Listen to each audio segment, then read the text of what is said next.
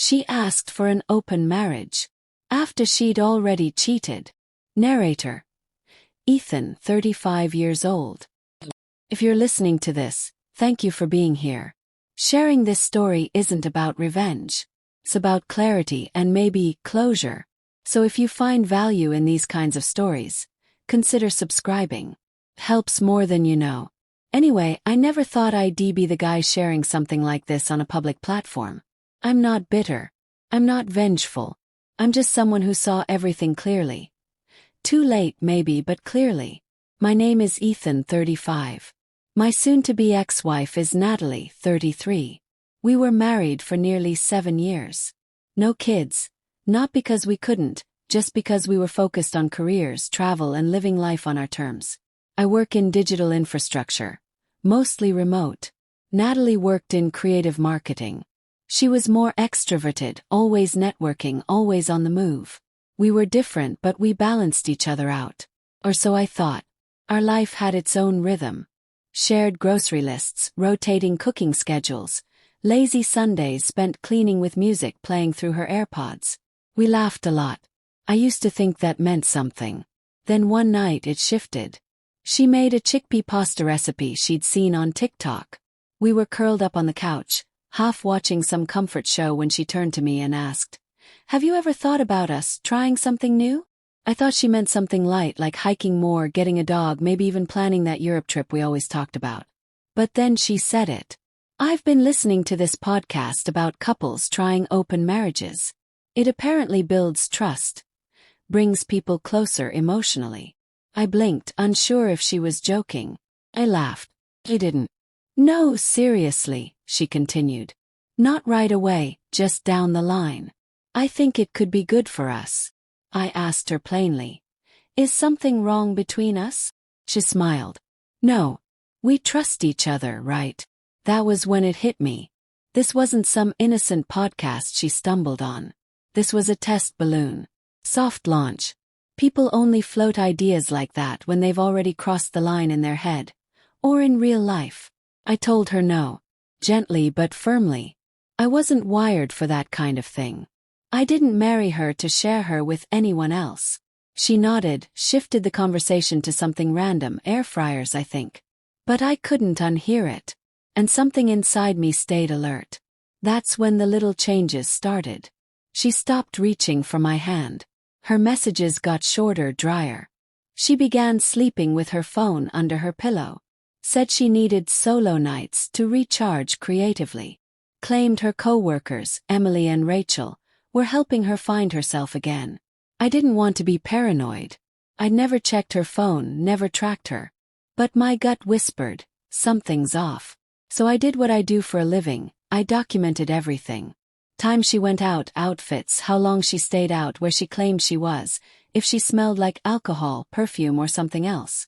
I logged it, not to accuse her, but to make sense of the growing disconnect.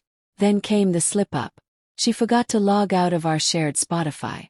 I saw a playlist titled J23, 10 songs, all emotionally heavy alt-rock. One of them was her song. The one she once told me reminded her of Jason. Her ex. The manipulative one. The one she claimed she blocked.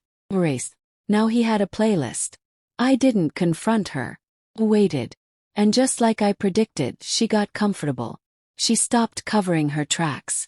Friday nights became routine. She'd say she was out with Rachel or Emily. But I quietly used Find My iPhone. She had never disconnected it. She wasn't at Rachel's. Not Emily's. She was always across town. Same boutique hotel. Tucked behind a strip mall. Low traffic. Discreet. One of those places you only visit if you don't want to be found. One night I drove by. Watched her walk in from the side entrance. A black Civic parked next to her car.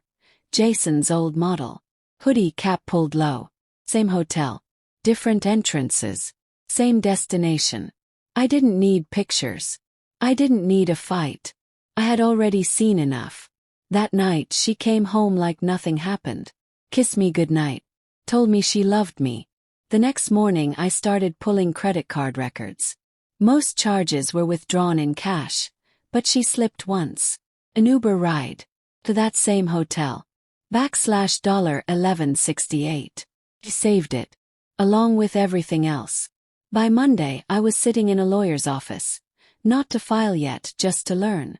He walked me through everything. Legal separation, asset protection, account restructuring, joint credit line removal. I didn't go out of rage. I went out of clarity. She hadn't asked for permission. She asked for forgiveness in advance. And I had no intention of giving it. The confrontation was a Thursday. Thai food night. Her favorite. She wasn't eating much. Kept glancing at her phone. Waiting. Not texting, just watching. Something clicked. Are you still seeing him? Yes. Her fork paused midair. She blinked. What? Jason. I didn't flinch. I know about the hotel. The Civic. Playlist. The Uber charges. She stared at me. Not panic. Not sorry. Just irritated. You went through my stuff, she asked coldly. Nope. I just paid attention. Silence. Then she said it. You should be grateful I even told you I wanted something new. Grateful. You brought up an open marriage after you were already cheating, I said. He scoffed. It's not like we ran away together. It was a hotel.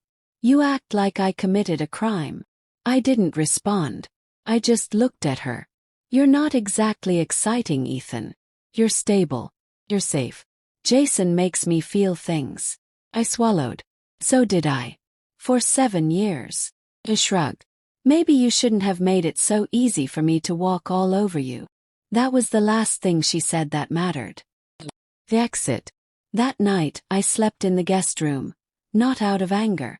Out of planning. Friday morning, she left for work. That was the last time she'd sleep in that house. She just didn't know it yet. That evening she came back. Makeup fresh, perfume sharp. Didn't ask about dinner. Didn't mention the guest room door. She went to the bedroom like everything was normal. 10 minutes later I walked out the front door. No drama. No goodbyes. No need. I left behind a neatly organized folder in the nightstand.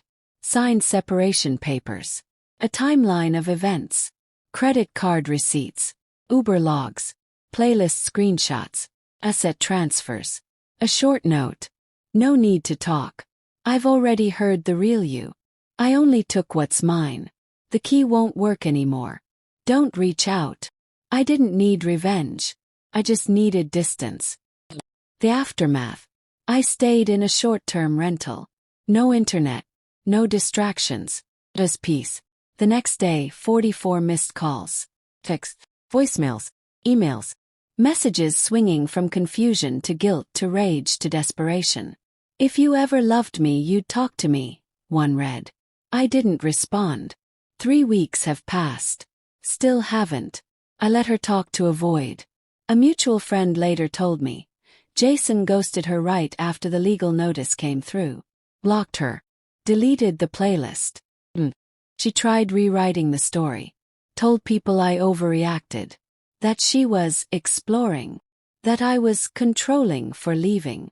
I didn't defend myself. I didn't need to. I had the receipts, and more importantly, I had the truth. Her last message was simple. Please, just talk to me. I didn't. Instead, I forwarded a screenshot. Her old message to a friend about someone else's cheating spouse. If someone cheats on you, you owe them nothing.